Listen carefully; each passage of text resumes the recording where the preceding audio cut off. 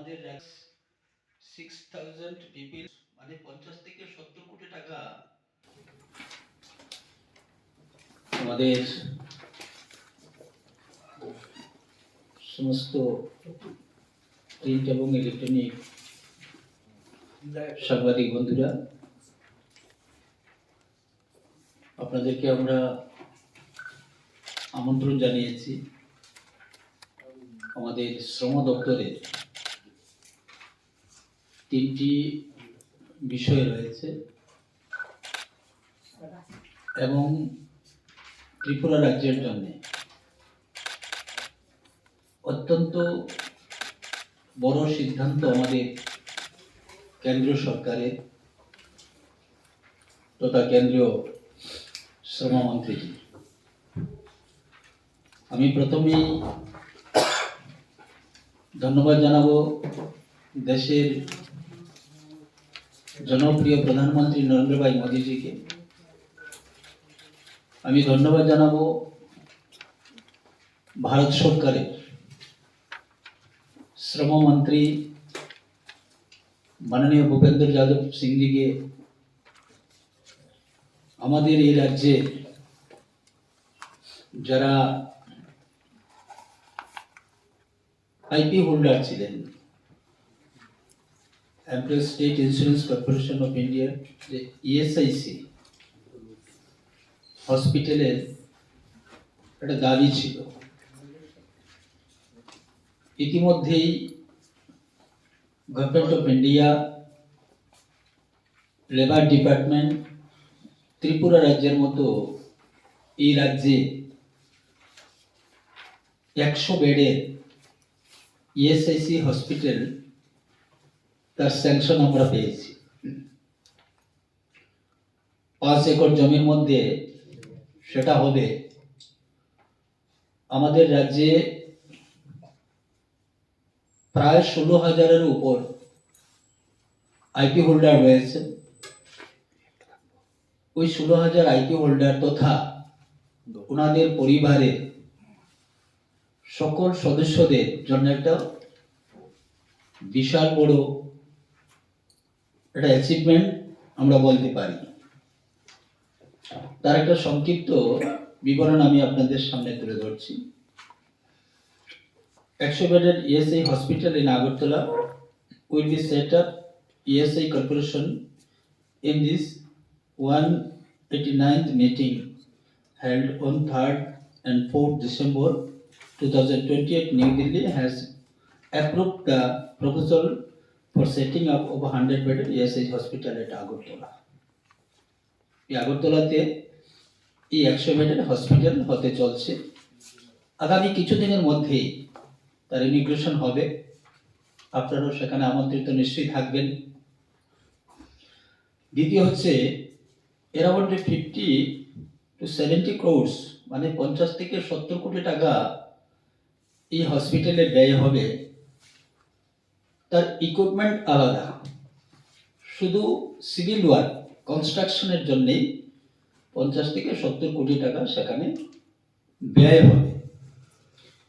All the workers of organized sector, namely just 6,000 people, including family members, will get benefits. এই যে আমি যেটা বললাম যে 16,000 আইপি হোল্ডার রয়েছে, এই 16,000 আইপি হোল্ডারের ইনক্লুড ফ্যামিলি যত মেম্বার রয়েছে প্রায় 60,000, ওনারাও উপকৃত হবেন এই হসপিটালের মাধ্যমে। আমাদের জমির যে বিষয়টা 5 একর জমির মধ্যে সেটা হবে এবং এটা স্টেট গভর্নমেন্টের জমি আমরা নেব। আগরতলা শহর মধ্যে নতুবা এটা বুজ্জবনগরে রয়েছে ইন্ডাস্ট্রিয়াল এরিয়া, সেখানেই এটা হওয়ার সম্ভাবনা রয়েছে। হয় আগরতলা শহরের কোথাও একটা জায়গাতে নতুবা বুজ্জবনগরে এই হসপিটাল অবস্থিত। Setting up on ESIC sub regional office hospital এটা আগরতলা। এটা আরেকটা বড় বিষয়, রিজিওনাল অফিস ইএসআইসি এটা আগরতলা হচ্ছে। নর্থ ইস্টের মধ্যে শুধুমাত্র গুয়াহাটিতে রিজিওনাল অফিস রয়েছে, আর দ্বিতীয় যেটা আমাদের উত্তর পূর্বাঞ্চলের মধ্যে ত্রিপুরা রাজ্যে রিজিওনাল অফিস হচ্ছে। সেটা আরেকটা বড় বিষয়, বা আমরা সেখানে উপকৃত হব।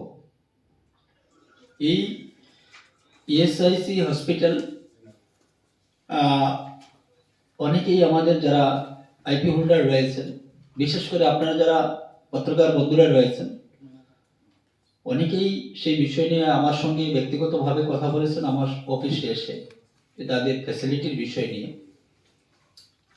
আমরা এর আগে যেহেতু আমাদের হসপিটাল ছিল না ইএসআইসি, রাজ্যের সমস্ত হসপিটালগুলোকে ইনক্লুড আইএলএস জিবি হসপিটালের মধ্যে সেটা ছিল যে পরিষেবা সেখানে পাওয়ার মতো ব্যবস্থা ছিল। কিন্তু অনেকেই সেই জায়গাতে বলছেন আমরা এমনিতেই সেখানে পরিষেবা পাচ্ছি, তো কেন আমি সেটা করব। তো যাই হোক, তার মধ্যে অনেক ব্যতিক্রম রয়েছে যে ফ্যামিলির সবাইকে যে সুবিধা দেওয়া, মুদ্রা বিষয় হচ্ছে যে যারাই এই আইপি হোল্ডার হবে উনি নিজে তো সেই সিকিউর, সঙ্গে সঙ্গে ওনার পরিবার সেই এবং সিকিউর। এটা হয়তো আমরা সেই বিষয়টি অনেকেই অবগত নন সেই ব্যাপারে, কিন্তু আমি বলবো যে এই ইএসআইসি যে মূল ফাংশনটা বা তার যে বেনিফিটটা দপ্তরের সঙ্গে যোগাযোগ করে যদি অনেকে জানেন, তাহলে নিশ্চয়ই আপনারা সেটা বুঝতে পারবেন যে আমাদের ব্যক্তি জীবনে বা আমাদের পরিবারে কতটুকু সহায়ক সেটা রয়েছে। খুবই গুরুত্বপূর্ণ বিষয় এটা। আমরা দীর্ঘদিন ধরেই এই বিষয়টা নিয়ে চর্চা চলছে। আমাদের রাজ্যে 20 ধরনের শ্রমিক রয়েছেন যারা বরাবরই ওনাদের একটা দাবি থাকে সরকারের প্রতি, এবং সেই দাবিকে পূরণ করার জন্য ইতিমধ্যে শ্রম দপ্তর সিদ্ধান্ত নিয়েছে। তার মধ্যে যে 20টি ক্যাটাগরি রয়েছে, আমি এক এক করে ক্যাটাগরি বলছি। ওয়েজেস রেট যেটা খুব কম ছিল, দাবি ছিল, আমরা সেটাকে বাড়িয়েছি এবং 1 অক্টোবর থেকে সেটা লাগু হয়েছে। ওনারা সেই মোতাবেক ওনারা ওয়েজেস সেটা পেয়ে যাবেন। প্রথমেই হচ্ছে নাম্বার 1, সাফাই কর্মচারী। যারা সাফাই কর্মচারী রয়েছেন 2020-22 বা এক্সিস্টিং, যেটা 1 অক্টোবরের আগ পর্যন্ত ছিল, তাদের দৈনিক হাজিরা 243 টাকা। 1 অক্টোবর থেকে সেটা আমরা করেছি 300 টাকা। তার পার্সেন্টেজ আগে ছিল 23.62%, এখন হবে সেটা 36.55%। বেদি ইন্ডাস্ট্রি যারা শ্রমিক রয়েছেন তাদের আগে ছিল 168 টাকা, এখন হয়েছে 195 টাকা করা হয়েছে। হ্যাঁ, 195 টাকা করা হয়েছে। তার পার্সেন্টেজ ছিল, হ্যাঁ, ইনক্রিজ পার্সেন্ট যেটা রয়েছে 26.94%। গোল্ড স্মিথ যারা আমাদের কর্মকার বন্ধুরা রয়েছেন তাদের যেটা ছিল অ্যাপ্রেন্টিস, আগে ছিল 224 টাকা, এখন সেটা হয়েছে 277 টাকা 90 পয়সা। সেমি স্কিল্ড যারা আগে ছিল 321 টাকা, এখন হয়েছে 398 টাকা 72 পয়সা, যেটা বেড়েছে 35.56%। স্কিল যারা স্কিল রয়েছেন আগে ছিল 375 টাকা, এখন হয়েছে 466 টাকা, তার ইনক্রিজ হয়েছে 35.8%। শপ অ্যান্ড এস্টাবলিশমেন্ট স্কিল যারা রয়েছেন তাদের ওয়েজেস ছিল পার মান্থ যেটা ছিল 7,871 টাকা, এখন হয়েছে 8,738 টাকা, ইনক্রিজ হয়েছে 28%, 28.45% তাদের হয়েছে। এইবার যারা সেমি স্কিল রয়েছে, আগে ছিল 6,083 টাকা, এখন হয়েছে 7,038 টাকা। আনস্কিল 7,038 টাকা, ইনক্রিজ 7,038 না, আগে ছিল 7,038 টাকা, এখন ছিল 7,814 টাকা, তার ইনক্রিজ যেটা হয়েছে 28%। আনস্কিল যারা রয়েছে, আগে ছিল 6,415 টাকা, এখন সেটা বেড়ে হয়েছে 7,122 টাকা, ইনক্রিজ হয়েছে 28%। ইনসেন্স স্টিক যারা ধূপকাঠি তৈরি করেন, শোলা তৈরি করেন, এটা আগে ছিল 53 টাকা, এখন সেটা 64 টাকা 17 পয়সা।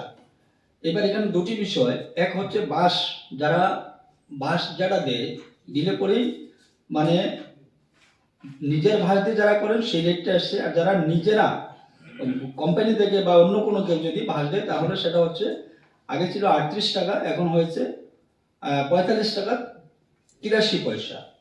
সেটা ইনক্রিজ হয়েছে পার্সেন্টেজ, আগে ছিল 20%, এখন হয়েছে 31%। আচ্ছা, কি হিসেবে এটা কেজি পার কিলো, ঠিক আছে। এবার মান্থলি রেট ওয়ার্কার্স যদি মান্থলি এতে কাজ করে, আগে ছিল 5,545 টাকা, এখন সেটা 6,673 টাকা, 20% ইনক্রিজ হয়েছে সেখানে। রাবার ট্রেপার্স আগে তার দৈনিক হাজিরা ছিল 345 টাকা, এখন সেটা বেড়ে হয়েছে 385 টাকা, তার ইনক্রিজ হয়েছে 11%, এটা বাড়ানো হয়েছে। পেট্রোল পাম্প প্ল্যান্টেশন রয়েছে, প্ল্যান্টেশন প্রসেসিং এবং যারা ফিল্ড ওয়ার্কার, আগে তাদের দৈনিক হাজিরা ছিল 294 টাকা, এখন সেটা বেড়ে হয়েছে 334 টাকা, 334। প্রথম ছিল 294, তারপর হয়েছে 334, এখন বেড়ে হয়েছে 371 টাকা 85 পয়সা।